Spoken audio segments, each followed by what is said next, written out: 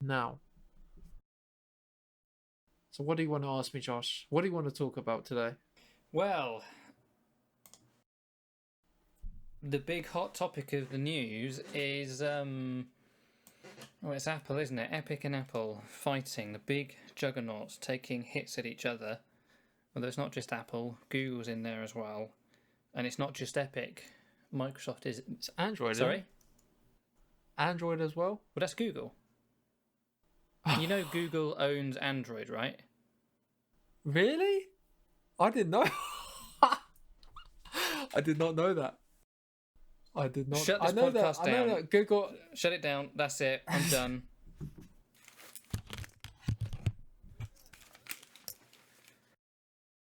You have an Android phone. How do you like? How? What?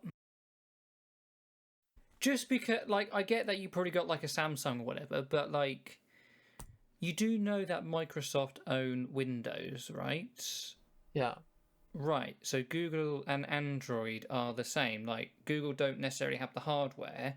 Well, obviously they have got the Pixel, but they don't have the hardware like Apple does. It's the same as Microsoft. So they have Android on OEMs like Samsung and Huawei. I don't know why I'm explaining this to you, but Google owns Android. You got and the main thing is the Play Store. You know, Play Store is shortened from Google Play Store.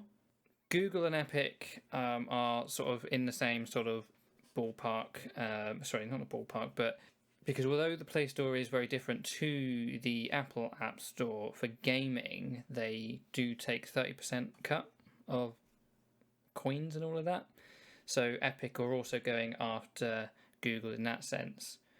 In the background of all of this, half a dozen of these companies are going through Congress, and they're doing an antitrust hearing 2 or 3 weeks ago.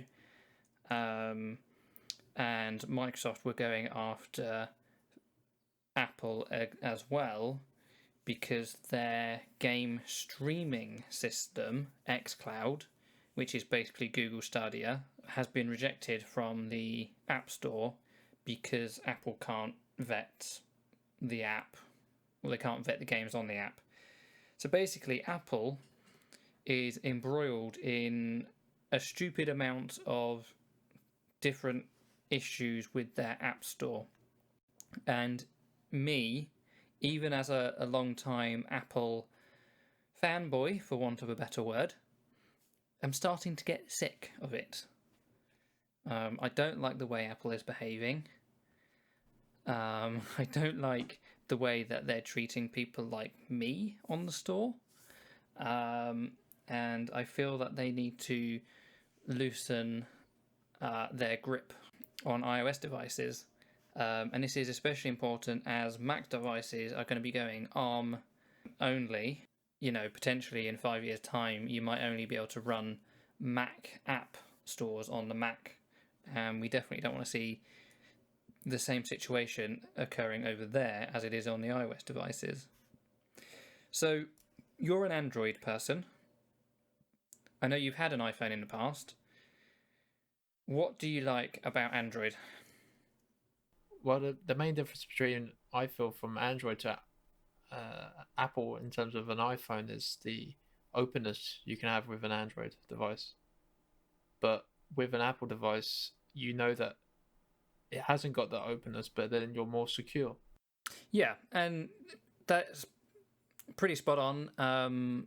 I like that for two reasons. Like my grandma, she has an iPhone, and I know that aside from like phishing attacks that come through an email, I know she's not going to be downloading weird apps and everything on her iPhone, because by the time any app gets big enough Yeah. for people to sort of for enough people to have it and whatever, Apple have kind of stepped in and removed it because not every app, not every malicious app actually gets removed on the Apple App Store. There have been some that have gotten through and they've just been found and deleted. But I know that 99% of the time, my grandma's going to be fine. She's going to be safe, and she's semi-clued on, so she'll always ask me anyway.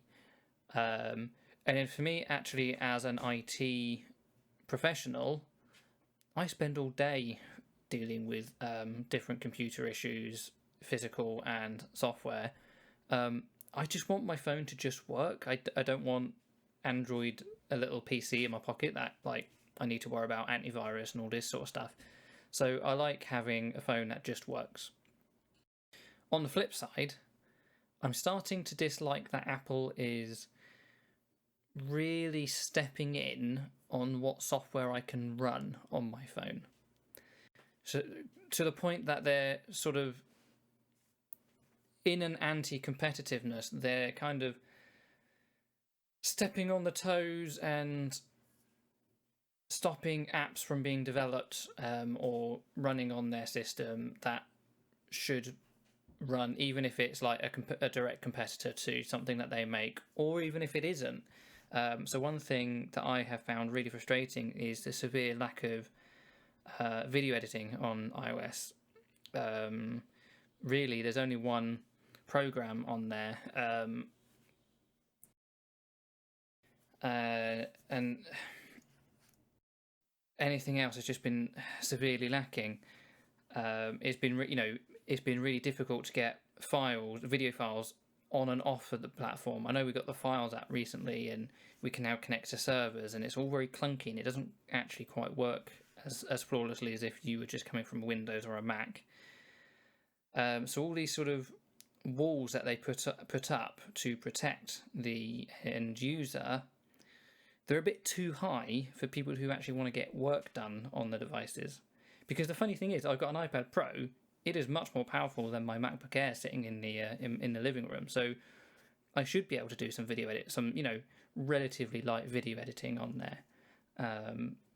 So apart from the one app like Filmic Pro or whatever, and I've been on the hunt for editing apps for ages, and I've had quite a few like really cheap ones, but like I said, getting the videos onto the system has always been quite difficult. Getting music, or not music, but getting sound has been even harder, because before the Files apps existed, you couldn't get things like voiceovers or audio only clips onto your device to actually put them into those apps to use them alongside a video clip. So now that Apple is getting into games, because they've got Apple Game, they've got this £5 a month. I forget what it's called, but it's Apple Game thing, similar to Game Pass. Facebook and Microsoft have recently tried to bring their gaming platforms to the iPhone, and both of them have been rejected. Facebook launched their app last week without the games part, which was basically 80% of the app.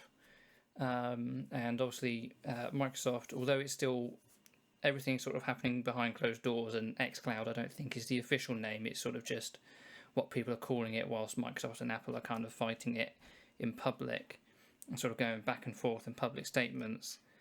The reason that Apple have given is that for the App Store, for the security of their customers, they want to vet every single game title on the platform.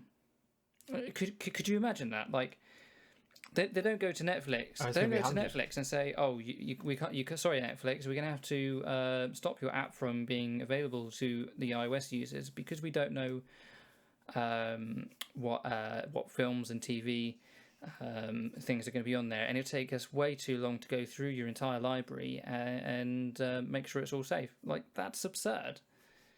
So why they get to do this with gaming, apart from the obvious thing, is it competes with one of their products, and one of their quite new products, and a product that by all things isn't doing as well as they had hoped. The thing is, if they have an option to do that, don't you think they should take it? If you're Apple right now and you like, right, we can actually do something about this. We can actually stop one of our competitors trying to launch an app on our app store. Would you not try and do something like this? I would do it. even if it maybe disrupted some users in terms of being happy. Yes, if you look at it from a business perspective, of course they're going to do it. But Yeah. this is where the argument is coming from.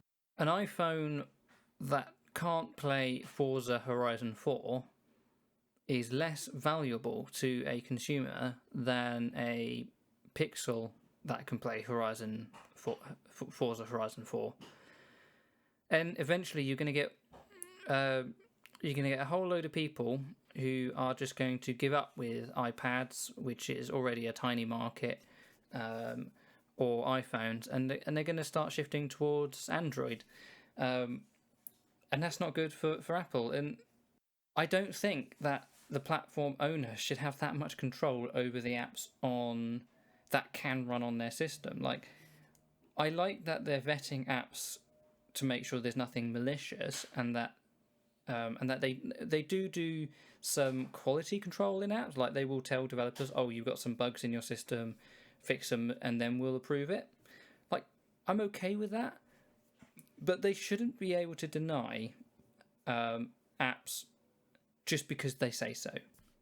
Just because it violates their guidelines or their rules, because their guidelines and their rules, they're not legal laws, they're just things that they've made up, and they made them up like 10, 12 years ago. They kind of need to change them. They need to sort of update it for 2020 and how the tech market is at the moment. But if it's working for them, why change it? Because it's just... It's all down to money. Yeah, no, mate. you're absolutely right. The money. But that's not the reason they're giving. Oh yeah, well of course they're not going to state that. Everyone knows what the reason is, but they're just going to make some old stuff up. You know, it's what they always say. It's my iPhone. I should be able to run what I want on it, and I do agree with that. Like, I'm not saying Apple should be 100% okay with things like jailbreaking or all that jazz, but for people like me who might have more than... Like, I've got 3 iPhones because I don't get rid of my old iPhones, apart from the one I sold to you.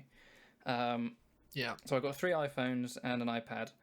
I'm not saying I'm going to like jailbreak or sideload onto my main iPhone.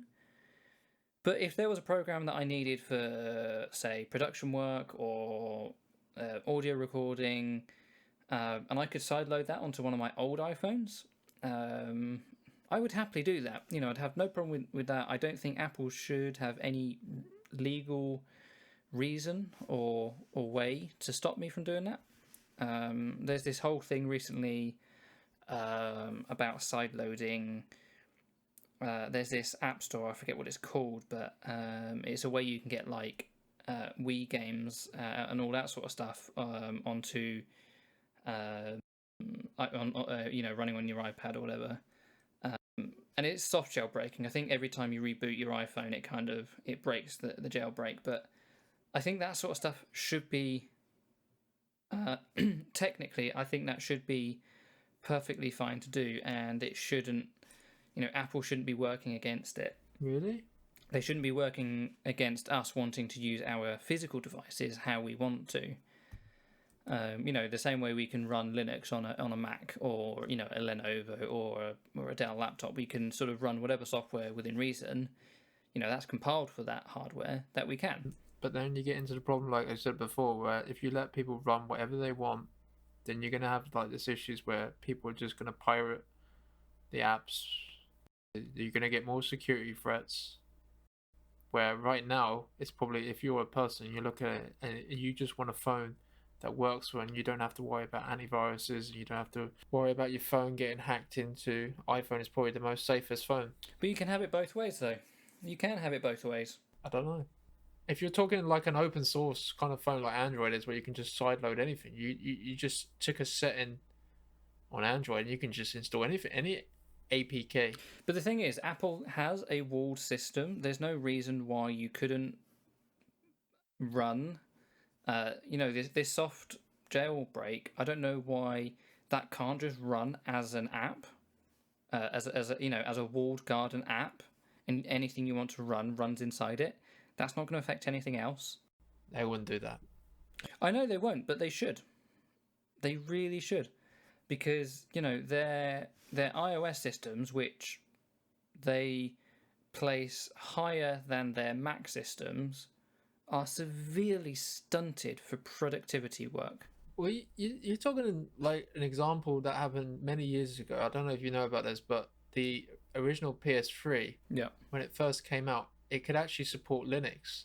yeah. The one that can play PS2 games, the original fat one, that runs Linux. Yeah, that could run Linux. But then what happened was they got wins. So Sony got wind that people were just like hacking it, playing pirated games, doing God knows what with it, and they released a patch and they were just like, "Right, we're stripping it out," because they realized like eventually it's just gonna create chaos and people just take advantage of their system. So that's pretty similar to what you're trying to say. So you're trying to say like have Apple as an open, so you could like maybe load like a payload, and then it just opens up the system. You do what you want, install any app you want from the internet. I wouldn't argue it for being as open as say Android is. I would still say it should be a mostly closed system, but there should be a way of running things like the this soft mod. I really need to get the name of it without it having to be, because you have to jump through quite significant hoops. And I think if you remove 2 of the hoops, you'd still have 3 hoops to jump through. So you're not going to have people like my grandma accidentally enabling it. But it should be easily available to all users who need something like this. And yeah, I mean, like at the end of the day, like you're talking about, you can use it for like hacking and pirating, but Piracy. like you can pirate on a current iPad, because you can now download files from the website. So you can go to any file sharing website and download films that way. Mac, another platform that they own, you can run BitTorrent on. So I kind of get those arguments, but at the same time, that's not. Yeah. You got the dumb users, and then you got the power users, and the power users should be able to access the true power of these devices and be able to do more stuff on the devices without having to go to a quote unquote real computer. I see what you're saying. So like you just said for the Mac, where you can load up a BitTorrent client. It's not Apple's and business what people do on their devices. Apple's not going to get sued if people can BitTorrent from an iPad. That's not how it works. They need to. These are the phrases getting thrown around these days. These are general purpose devices, and this is the distinction between an iPhone and an Xbox One. Xbox One is you use it for one or two things: playing games or watching films. Those are literally the only 2 things you can do on those systems. Like you can't really do any. I don't think there's anything like Skype, is there? Like, even though you got the, because I know you got the camera. I think there is. Is there? Okay, but it's not like you can load up Zoom or anything like that, and it's not really a multi-purpose device. It's like it's got maybe 3 roles, like games, watching media, and very, very light and limited social networking. Because you can do voice chat over the Xbox Party. Same with the PlayStation. I've got a computer in front of me, which I'm on a Zoom call, I'm recording, I'm on the internet. An hour ago I was playing video games, 3 hours ago I was doing work on it. These are general purpose computers. The iPhone, to a certain extent, can do all of those as well. It is time that Apple stepped back and let their platform move on its own. They shouldn't be shutting down developers. So there is an email service called Hey, and Apple were rejecting their app because there was no free version of the app. You couldn't because it's a paid email service. because it's really for business people. It's not for normal people. It's for business people. And they were like, but that's not our business model. Our business model is not. It's not so that you can have your Hotmail account within the app. You only have your Hey email in there. So they had a bit of a public hoo-ha with Apple, and then they kind of said, right, anyone can have a free email account, like a temporary 30-day email account, so that you could sign up for something or whatever. I can't remember exactly what it did, but they did something so that if you downloaded the app and you didn't have an account or you weren't paying for anything, you could get an account for free. Apple shouldn't be allowed to do that. Apple shouldn't be able to stop an app from being on the system just because it competes or it doesn't do something. Like, they should only say you can't be on the system because you are clearly a virus, or you are a scam, or your program is incredibly buggy and you need to fix it. They shouldn't be able to reject apps because they have a bad user interface, because they don't support the latest and greatest iPhone, and they have to stretch up. I know some of these will be slightly worse for the end user, but ultimately, if I want to build an app and I spend thousands paying people to develop it, and then I try and put that on the App Store and they say, no, you can't have that, bollocks that. Like, I've spent a lot of money, getting this business off the ground, and you're just shutting me down. Apple shouldn't have that power, and Apple does. Linus Tech Tips. They've got a YouTube competitor, basically, called Floatplane, and they've gone through the same thing. So they're trying to get their iOS app onto the App Store. The thing there is that Apple is saying, if you want to put your app on the App Store, we need to take a 30% cut of your subscriptions. Which is fair. Why is that fair? Because they're using their service, they're using their store. Yeah, but I don't get that argument. Why is that fair? Well, what about Android? Is Android taking a 30% cut of their... Only for games. Only for games. I know. Like, if you're using a store to promote yourself and your business, but that is the only way you can get it onto the device. They're not using it. It is the only way. So if you could sideload an app onto the App Store, sideload an app onto an iPhone, and not give Apple your 30%, or use the App Store, and give you 30%, I might be like, okay, but like 30% is a lot of money. A lot of businesses don't have 30% of their subscription to give to Apple, and let me tell you something. Apple doesn't need it. Apple thinks they need it. Apple made $90 billion in 2019 Christmas quarter, in the 3 months between sort of like November and January. $90 billion in 3 months, and they're going to small companies like Floatplane and saying, we need to take 30% of your subscription fees. And those subscription fees have nothing to do with Apple. They're not using Apple's payment processing. But the thing is, don't forget, Apple is still a business. They still need to make money. It doesn't matter how much money they've got. They still need to make money. They want to improve themselves. That's the part of... Okay, so what they're going to do is, because this is gaining traction now, they're going to start pushing more and more businesses away. Well, yeah, but... And Apple is in trouble at the moment because their hardware sales have plateaued. Basically, they have sold all the iPhones to the world that they can.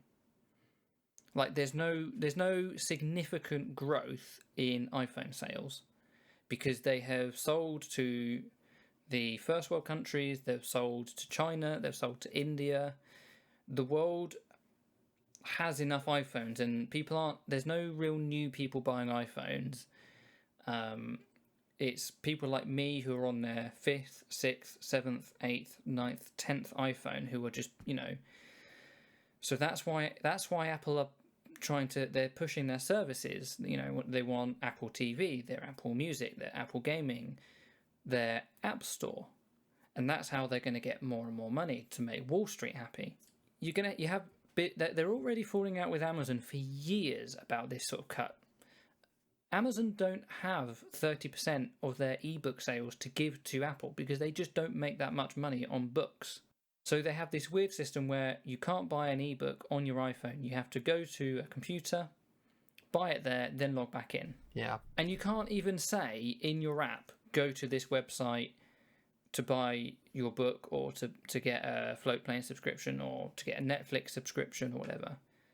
And you can't charge different amounts either. So you can't charge £3 more on Apple than you would on the website. And that's the other real kicker. So it's like the people who sign up on the website, they pay £10. Netflix get £10. They sign up in the iOS app, they pay £10. Netflix gets £7. And like, I'm not getting my violin out to play for Netflix because they're only getting £7 out of 20 million people.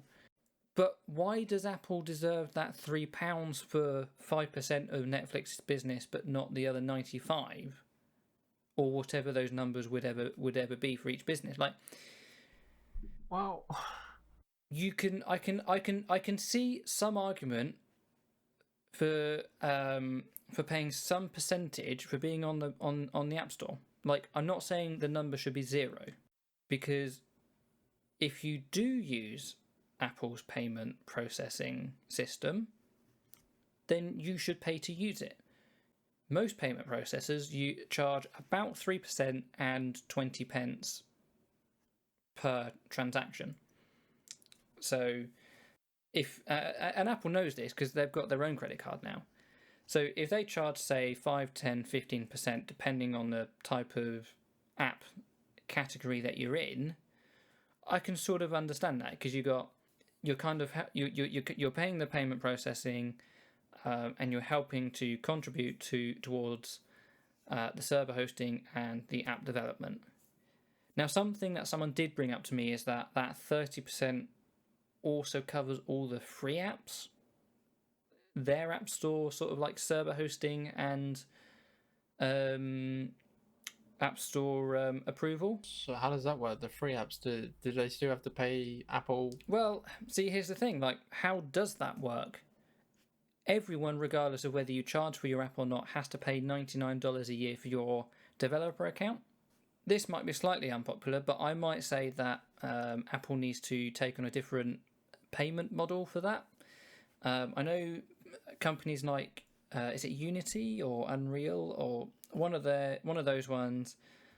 Reaper is it's a music song recording tool.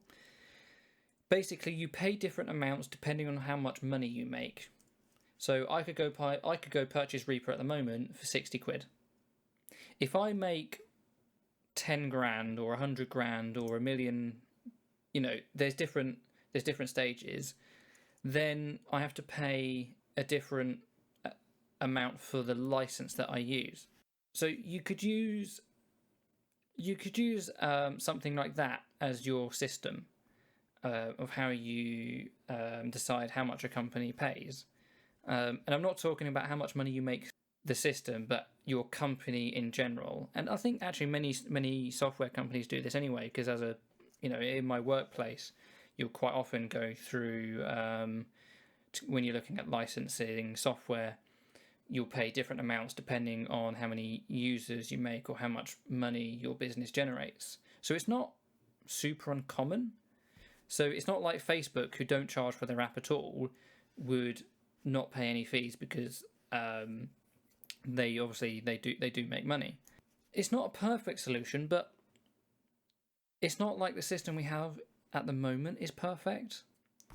And it's just completely unfair to small businesses like Floatplane or Hey, or there's many other companies who are, I'm thinking of a couple of iOS apps that I pay a monthly or annual subscription to. And it's like, I pay £10 a year for that, and I know that the developer's only getting 7 quid.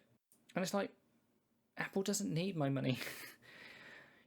I've got a phone that costs 900 quid. I've got an iPad that costs 600 quid. It's a business. It's still a business. I know, but like, I don't pay Apple money every time I order software on my MacBook. Microsoft doesn't get money every time I order software. Like I bought Isotope the other week for Windows. Microsoft didn't see any money out of that, and why would they? It's got nothing to do with them.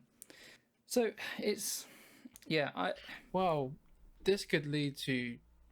It could lead to two directions. It could lead to Apple actually changing their ways in terms of taking out this 30% cut, or you could see other businesses actually looking at this thinking, actually, why are we, we should be demanding a 30% cut with more than that. But who's left to do that?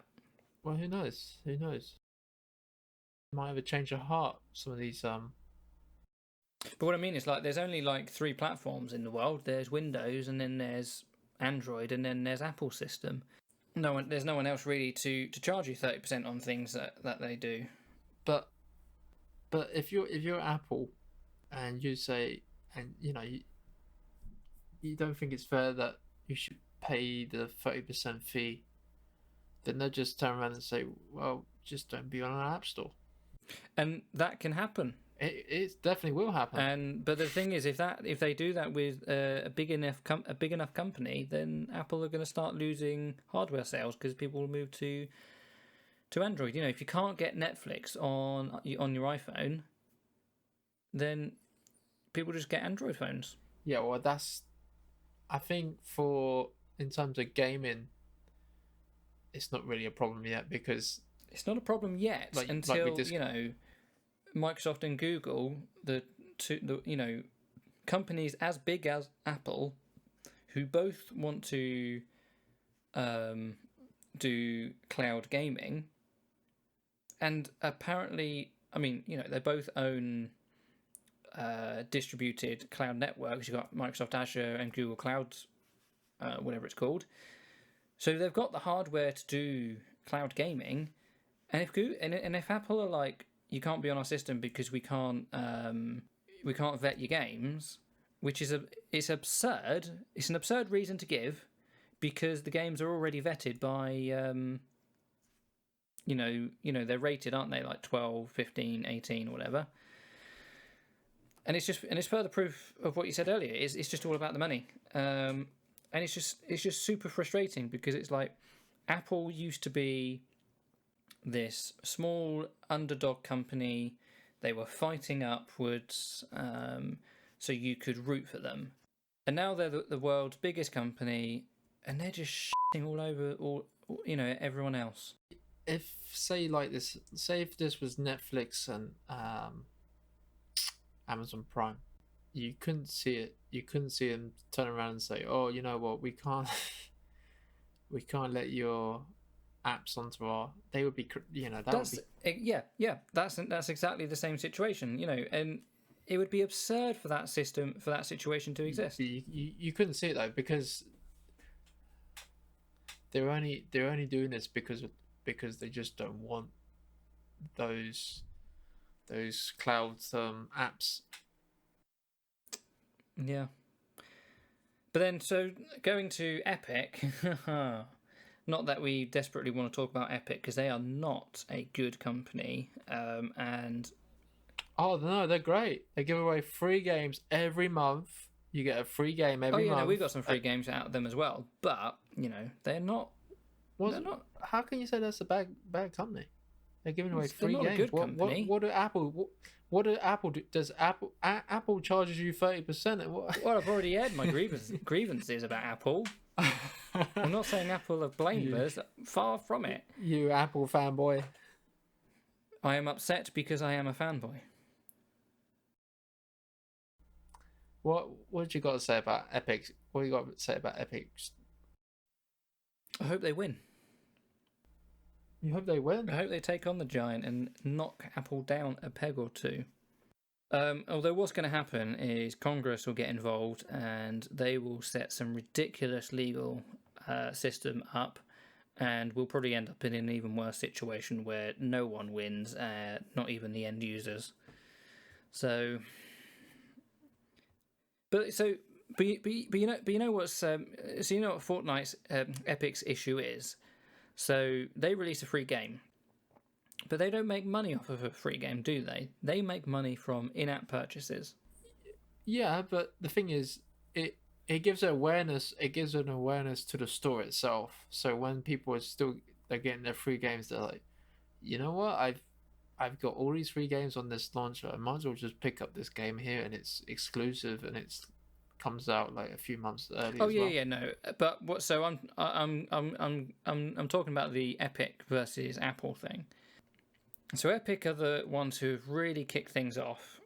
Do you know much about the situation? I know the fact that they want to get. Is it Fortnite? So Fortnite, well, basically, Epic updated Fortnite, and in the iOS app, they added a feature for you to purchase your Fortnite coins, whatever they are, directly through Fortnite, but directly through Epic, using a credit card, debit card, or whatever. So bypassing Apple's payment system. Apple saw this, rejected the app. Epic immediately went back with a legal case. So they are suing Apple because Apple is taking 30% of their business. And I kind of think that's a bit disgusting. You know, why does Apple need to take 30% of Epic's Mac and iOS income, and why does Google need to take 30% of their Android income? Because they did the same thing with Google and the Android App Store. So Fortnite now no longer can run on iOS apps on iOS phones at the moment. I think Apple have completely killed it. And if you have an Android phone that had Fortnite, you can still play it, but you can't update it or download it to a new device. And I just cannot argue in favour of Apple at all in this case. As much as I'm not a fan of Epic or their parent company or the game that they make. I mean, the game is for kids. I'm not gonna hate on the game. It's not like I haven't played kiddie games when I was a kid, but I just cannot argue in favour of Apple. The only argument in favour of Apple is that they're greedy. That's it. But how do successful companies become successful? Look at Microsoft, what they did with Windows 95, and they released Windows 95 with Internet Explorer. That you can only made it to Internet Explorer. There's loads of companies that. Yeah, well, that was So the antitrust stepped in and they sorted that, and Microsoft have been hit a couple of times with that issue. But this is the thing. What value is Apple giving to Epic by taking a third of their money from in-app purchasing? At this point, there's not even really much server hosting stuff. It's, hey Epic, I've just received 10 quid. Here's your 7 quid. Give this player 10,000 coins or 100 coins or whatever the system is. It just doesn't, it's not like you're then sending bytes and bytes, hundreds of megabytes of data through Apple servers, and using bandwidth and storage and everything. At this point, in-app purchases should be 3% and change. It should be as if they were just paying on a credit card or something. It should not be 30%. Is Apple is Apple are they approving and rejecting every single in-app purchase? There's no value from Apple to justify the. But this is happening for Android as well, though, isn't it? Yeah, but that doesn't mean it's right. No, it's not right. But you can you got. So this is actually happening on the mobile end, but in terms of gaming and PC, this is not happening. If you could probably buy these coins on a Sony PlayStation or Microsoft Xbox, and you won't see this. So yeah, you shouldn't really be seeing this on the just because it's on a market mobile store, they shouldn't be having that cut. But it's what it is. It's just business. That's how it works. They could just easily turn around and say, look, How can you say it is what it is? because they can say, Tommy, this is where we all collectively raise up our hands and say, Apple, Google, this is not okay. You know, you need to sort your shit out. I'm not I'm not saying it should be zero. I'm not saying that Apple isn't providing some value to Epic. I just don't know that they're providing 30%. Like Apple has a credit card, right? You can, if you're an American citizen, you can apply for an Apple credit card, and from what I hear, the terms are actually very good. You know, it's not an outrageous credit card because Apple like to shout that they are a very ethical company. You know, politically, socially, and environmentally, they are a very highly ethical company. And I like that. And imagine if I could use, say, my Apple credit card to pay for in-app purchases. Well, surely that is just as secure as using the current App Store in-app purchasing, and yet they only charge 3% and change to the to Epic for that transaction. Yet for an App Store in-app purchase, it's 30%. Like, those numbers should be a lot closer together. You know, maybe if the App Store dropped down to 10% or 5%, I think that would be okay. I think many more companies would thrive. Like, there's so many small single developers for the iPhone who, I'm not saying they need to make more money because they're probably making a lot more money than I am, but it's like they might make a better product because they could hire a second developer, or they could hire someone to do the UI version, and they can spend more time making features for the apps. You know, the App Store could be a better place if Apple didn't take as much money from the developers. If developers could make, if a developer can make a living now, or they could make a living and a bit because the cut is, their products could be better. And Android is a funny old marketplace, isn't it? Because it's like, because you've got so many like weird devices out there that apps are just not very well optimized. And you know, I mean, I don't know how that's going to work, but you know, maybe there could be some money spent on better coding that scales the apps between mobile and tablets better, getting the UI done right, scaling the performance between all the different 1,000,007 different processors and graphic combinations that you have. You know, optimizing the programs better. I'm not saying there's money on the table because the money is clearly in Apple's pockets, but it's like there's money that doesn't need to be in Apple's pockets that could be better spent on the apps themselves, and then that kind of actually leads to a better platform for you as an Android user and for me as an iOS user. And it's like we're all suffering in one sense or another. Epic are losing tens of millions every year, hundreds of, like, that's the thing. Like, Epic, if they sell $100 million of in-app purchases on the App Store, they're giving $30 million to Apple every.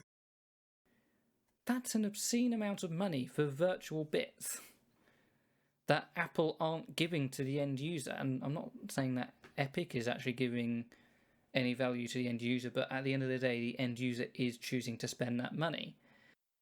There needs to be, like, Congress or whoever, they need to step in and be like, guys, you're so far out of whack here. You know, you've got to play nicer together. You know, I think if I was Android, if I was Google, I would have said to Epic Game Store and said, look, percent is ridiculous. Okay, we understand that.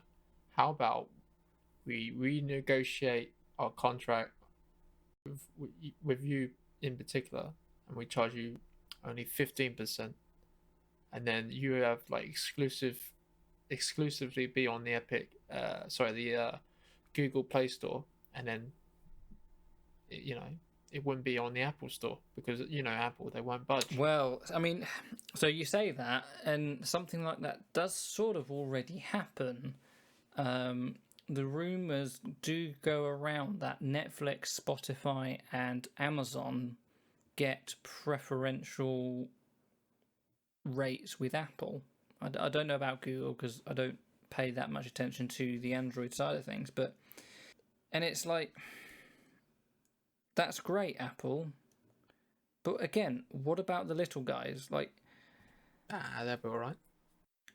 Apple, you say that you treat everyone fairly, but you're not. Call them out, mate. Call them out. I'm not calling them out. There's bigger podcasts than me calling them out. And it's just, yeah, it's just frustrating. I don't think they're gonna.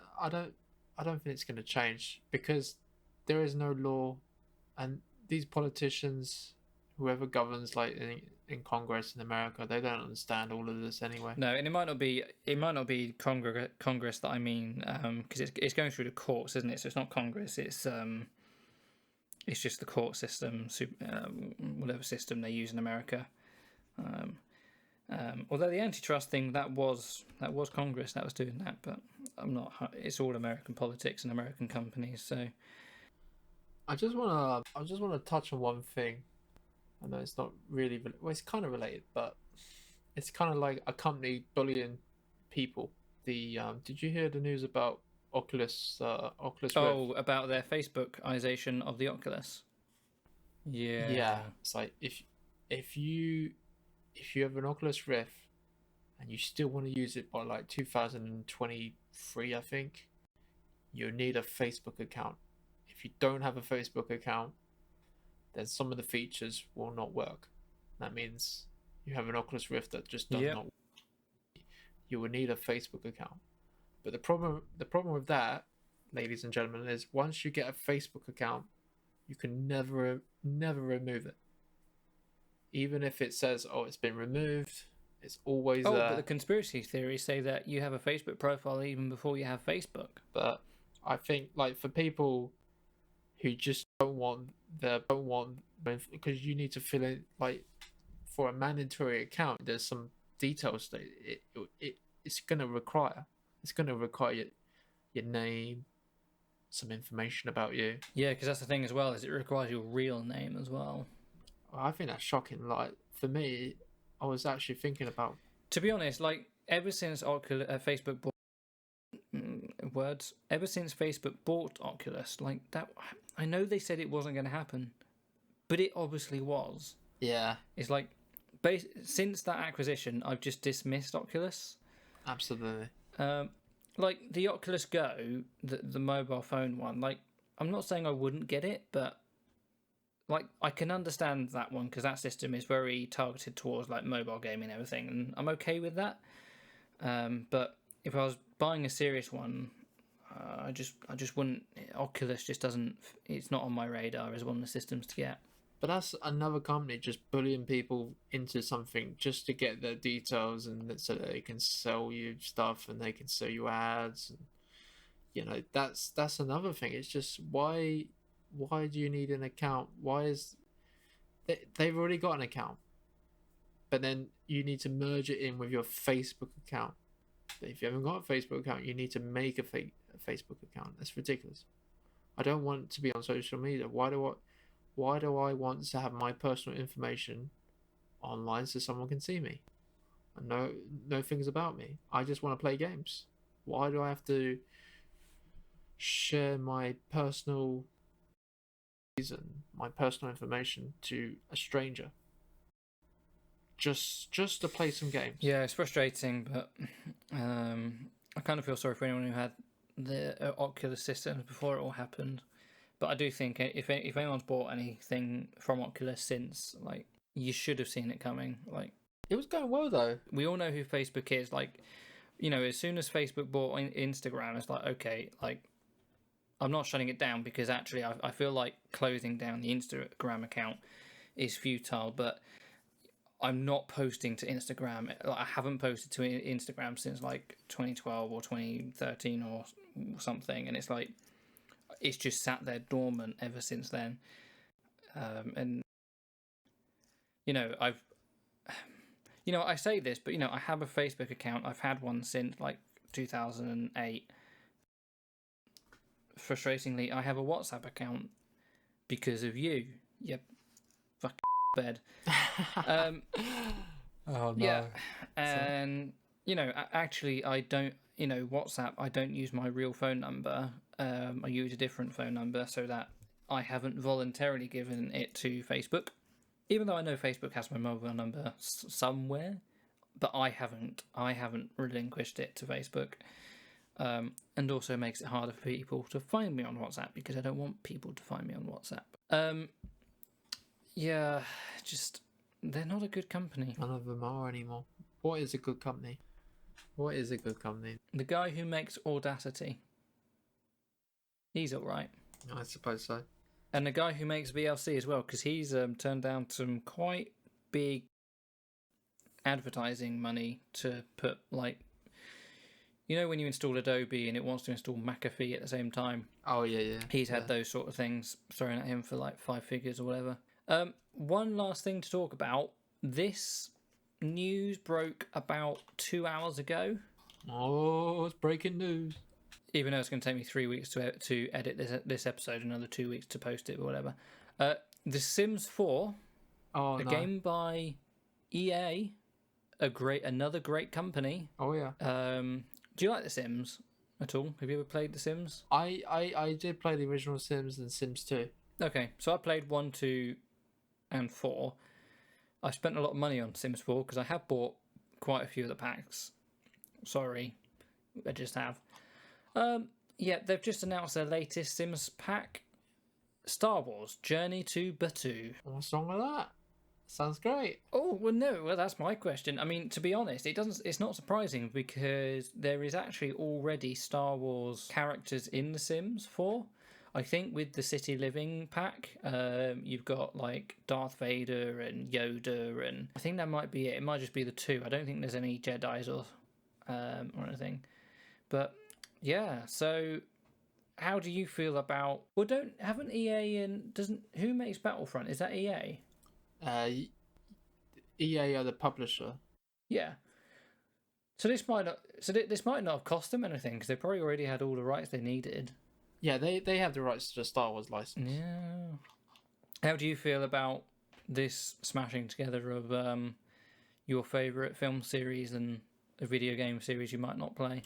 Well, I would like to lock Luke Skywalker in a closet and see him die. Oh, you might be able to do that.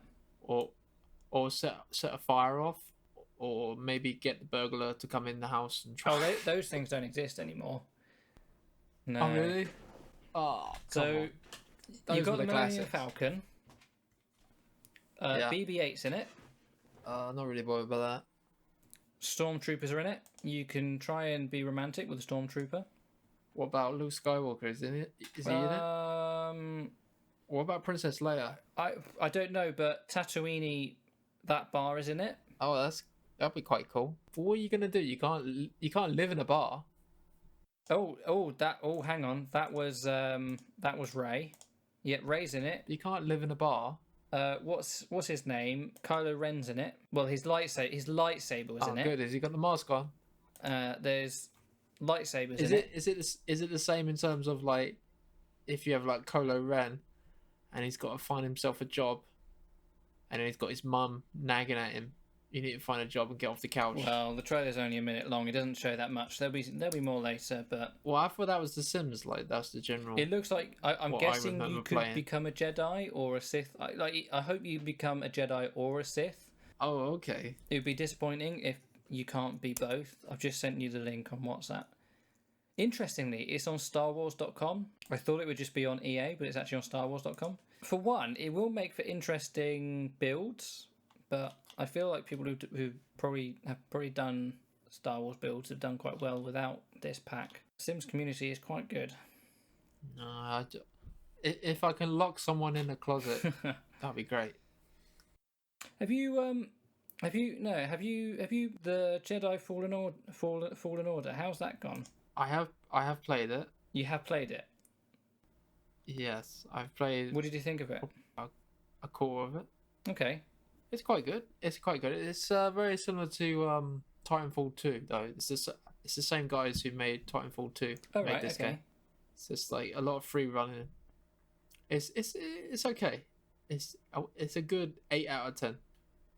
It's not All right. brilliant, but it's not bad. But recently, if you want to know about my games, I've actually managed to play a bit of Red Dead 2. I won't ask how. Red Dead Redemption 2. Oh no, was that the PS3 you soft modded? It was a PS4 you modded. Oh no, what are you on about? I don't know what you're talking about, mate. I bought a legit copy. Sure. Thank you. So what do you think of Red Dead 2? Without giving spoilers, what chapter are you in? Oh, I think I'm just at the start, mate.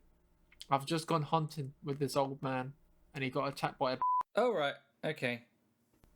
So how far away am I from the end? Mate, you're like 2 hours into an 80-hour game. Yeah, I thought so.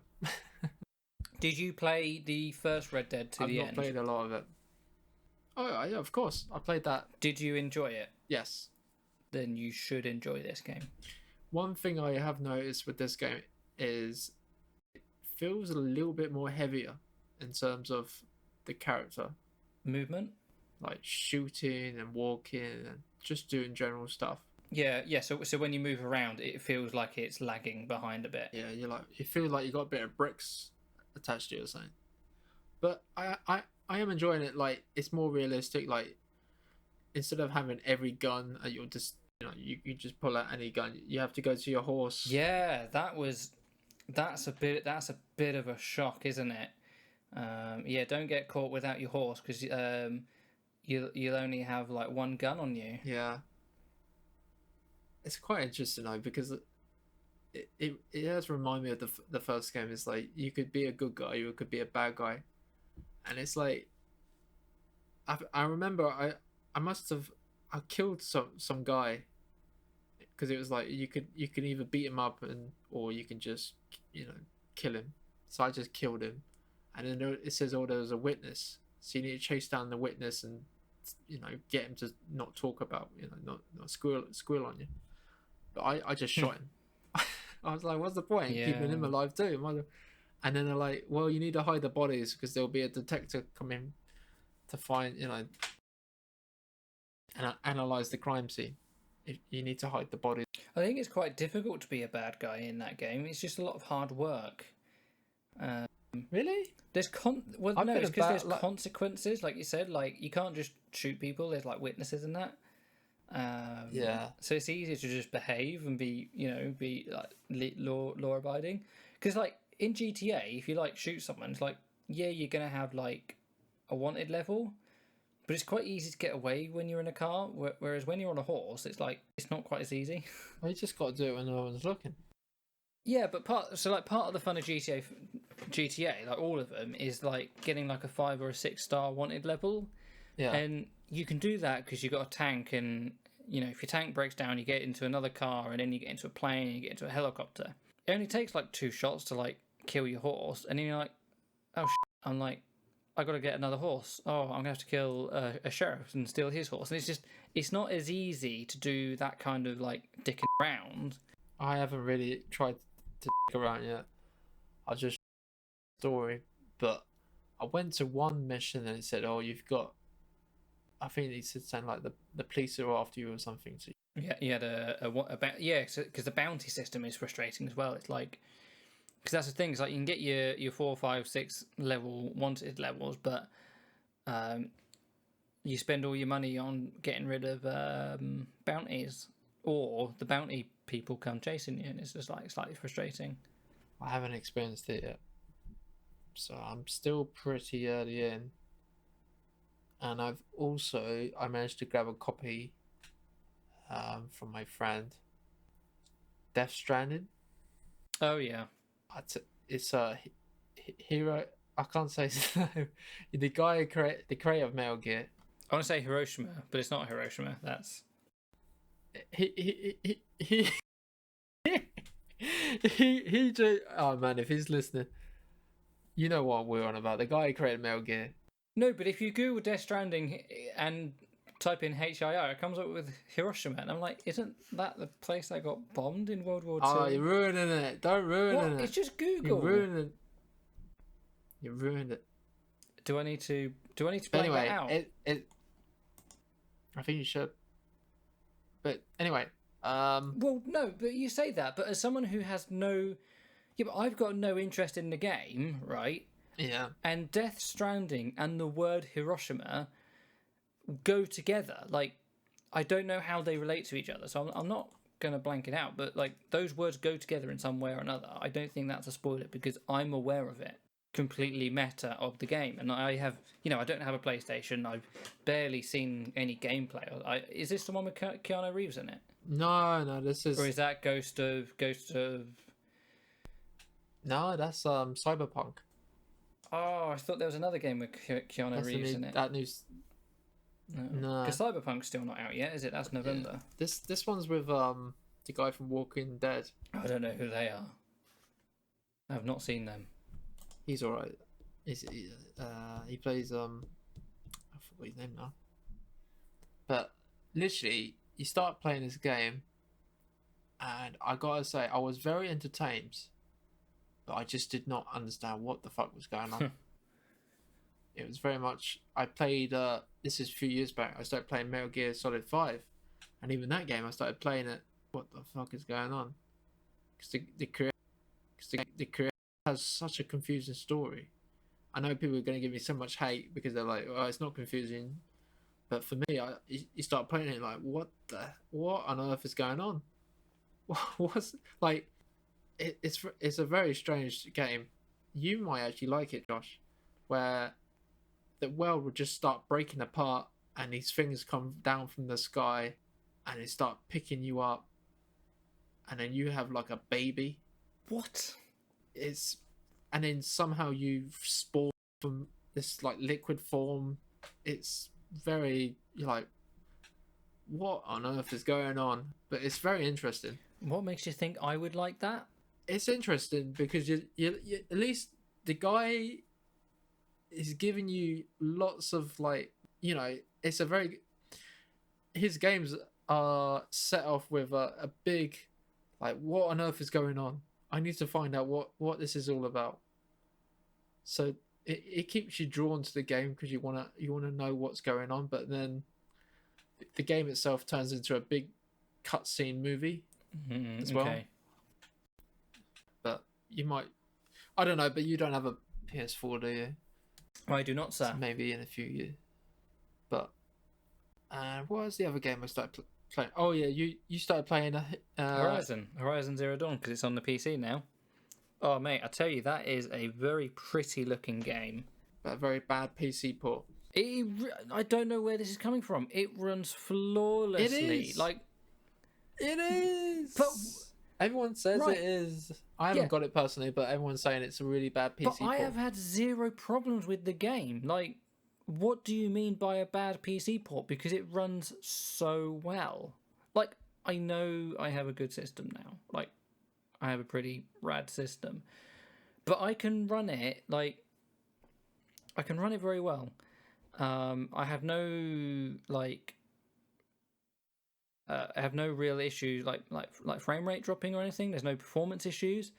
I haven't encountered a single bug in the game. It hasn't crashed once.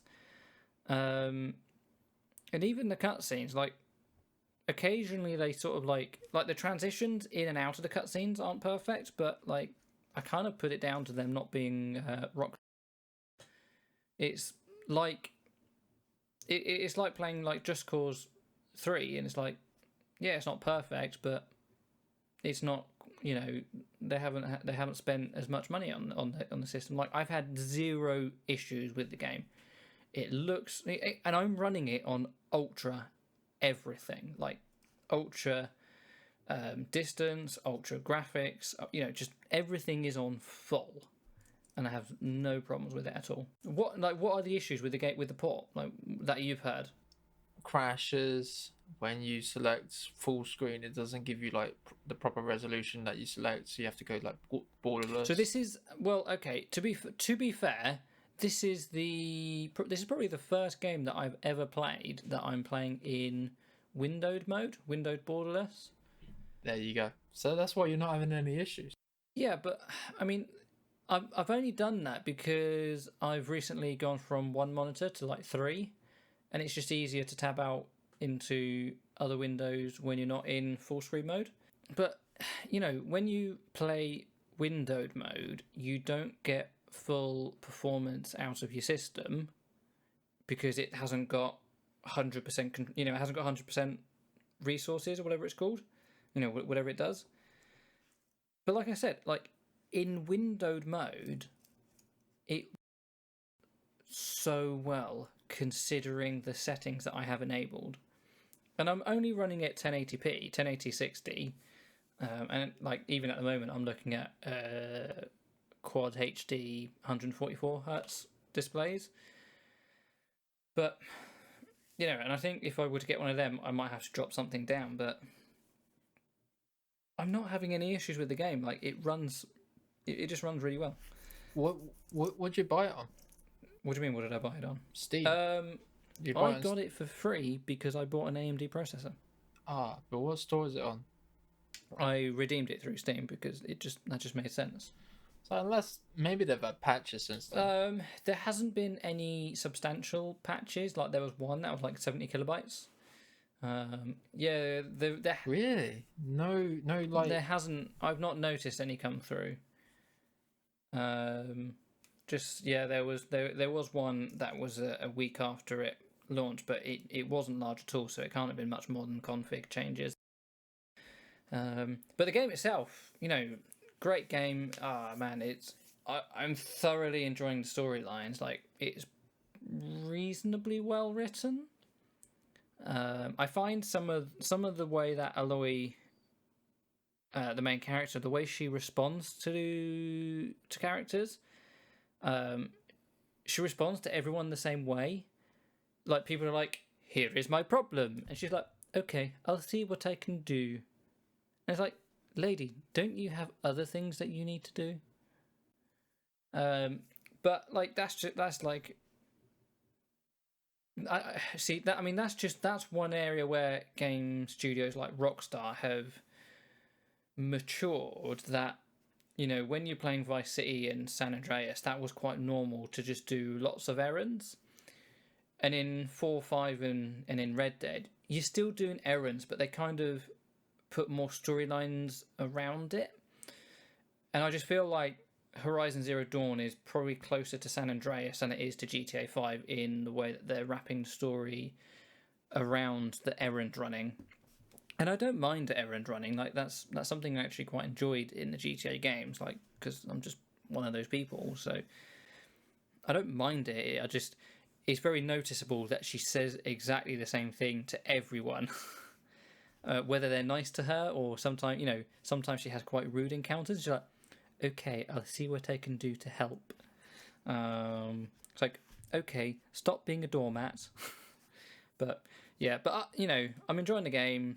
It's quite funny because I'm not very good at games and I'm not very good at strategy. So I know you've got all these weapons that you're supposed to use, and like you like freeze the robots, or you kind of want to incapacitate them so you can like hammer them with your sphere or with your arrows or whatever.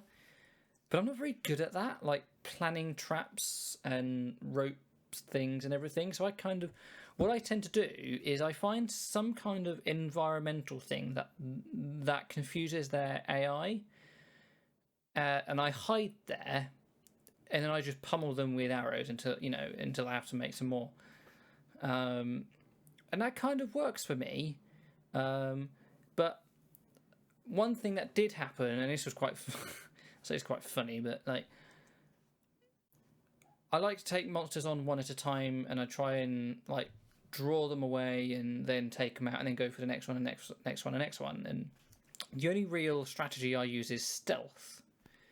But there's these really big giraffe type things, and you've got to climb to the top of them. And I don't think that's really spoiling anything because it's like it's on the it's on the cover. Yeah. Those things you got to climb to the top of them, and you can use them in some way. Some of them are guarded by various levels of machines, and I went to probably the most guarded one by mistake, and I was like, okay, well, I'm going to try and sneak to the top, and I took out one little machine, great. Took out another little machine, great. Took out the third one. Oh no, I didn't take it out. I just shot it in its face. It then alerted all of the other machines in the area. And some of those machines were really big and they spit fire at you. And there were 6 medium to large machines and 2 little machines all attacking me at the same time. And I have one tactic in this game. I jump because you can unlock skills, and some of the skills do various things, and jumping unlocks certain things. And I kind of worked this one out quite early on. So jumping helps me in a way that I'm not going to say, but it helps me. And I was just basically hopping like a rabbit for 20 minutes, killing off machine after machine after machine. And oh my goodness, it's a very tense game. It really can be. And it's like trying to get to unexplored areas of the map as well can be very tense because like you don't know what's around the corner. And I mean, death is almost inconsequential in the game, I've found. And it's okay. The only problem is that if you've travelled 5 minutes and you've not saved recently, you've got to re-travel again. Like that's the biggest issue. That's the biggest downside to dying is you lose any travelling that you've done. So you really want to sort of get to your save points quite regularly. But yeah, no, I'm really enjoying it. I am currently about 40 hours in, and I think it's a 60-hour game, something like that. So I think I'm quite well through the 2 main storylines. So I think it's a game that I will be sad when it's over, but I'm thoroughly enjoying and will probably play after it's over as well. My biggest problem with the game is when you're in a hedge. It's just ridiculous. Like you get in a hedge, you're like, oh, I'm in a hedge. And then, like, a head is sticking out of the hedge, but the robot can't see you. Yeah, but Tommy, you're missing something. She's a redhead. It's a red bush. Her hair is the same colour as the flowers. Not all the times. There's green as well, if I remember. Yeah. That is a bit of a weird one, but you also it's a console thing though. I don't blame the game. I blame it because it came out on the console. It's what console gamers play. Yeah, I think you have to realize 2 things. You have robots that are animals. Why are the horses and the cows eating grass? And then why can they only see you with vision? Like, surely they have like infrared cameras so that they don't use color, so it doesn't matter if your hair is the same color. So those are the 2 things you have to set aside. Like that's your the term suspension of belief. Oh yeah. So those are 2 things you just have to set aside. You've got horses, you've got robot horses. For whatever reason, they're eating grass. And you've got Aloy, who's got red hair, and for whatever reason, she's completely invisible when she crouches down in red grass. And once you get through that, yeah, it's a pretty good game. Yeah, I would say so. It's enjoyable. I would say I think it's probably one of my favourite non-Rockstar storyline games. I would say if you have not got the game and you have a PS4 but you also have a gaming PC, I would actually pick it up on the PS4 because you can get probably like the Game of the Year What, edition Horizons? for like. Yeah, you can get I the would Game of the Year absolutely, I would edition for like absolutely a say, fiver. really, no, you shouldn't. Really? But if you're paying 40 quid, if you're paying, it's probably even more than that. So what's in the game? So what's in the Game of the Year? I've got the complete. All the DLC. You get all the, and it's like Yeah, well, I've got the all complete the edition, DLC, which has the you get all DLC as well. and it's like a fiver. You're talking like 50 odd quid on right now on PC. Yeah, but and if you're buying on PlayStation, then it's only going to cost you a fiver. yeah, maybe. Except it depends if you're willing to yeah, wait. but like, have you seen the comparison between the PlayStation and the PC graphics? It is just night and day. It is like GTA San Andreas and GTA 4. It is so different. That's the thing. Yeah, if you're willing to sacrifice a bit of quality, and I don't think that it's not one of those games where the high graphics, like it hasn't taken away from the gameplay at all. Like it looks good and it plays well. Like it's a good looking game on the PC, and I really do think the PC version where they've done that thing where on the PlayStation you go through the grass and like the grass it moves down, but in clumps. On the PC, each strand of flower is its own flower. So as you move through the grass, it's more natural. Apart from they spring back afterwards, because normally you'd have trampled it. But it is drastically better than the PlayStation version in ways that even Horizon 4 isn't from the PC to the Xbox version. Like, it is better on the PC, but like 10% better. Whereas Horizon Zero Dawn is like the PlayStation version is maybe 20% of the PC version in terms of graphical quality, if you can run it at full quality. So it is worth buying on the PC. I don't see saying £5 on the PlayStation and 40 or 50 quid on the PC. That is a huge difference. If it was 20 quid on the PlayStation and 50 quid on the PC, I would say save up if you need to, but I would still recommend the PC version over the PlayStation. But there's one thing I noticed before the PC release, that they were even, I think it was even below a fiver. I think they were offering it like £3 or something, the Game of the Year. But that was like you wouldn't get a physical copy. You would just have to get it from the store, the PlayStation Network. But that was a hell of a deal. Yeah, I wonder what it is now. Yeah. But one thing to note is, the previous game that I was discussing, Death Stranding, it actually uses the same game engine. It does, and there are Horizon Zero Dawn Easter eggs in Death Stranding. I have seen those. So, did you say you're playing that? I have played I started playing. Yeah. So if you're playing, so if you like Zero Dawn, have a look out for them. You might spot them. Oh yeah.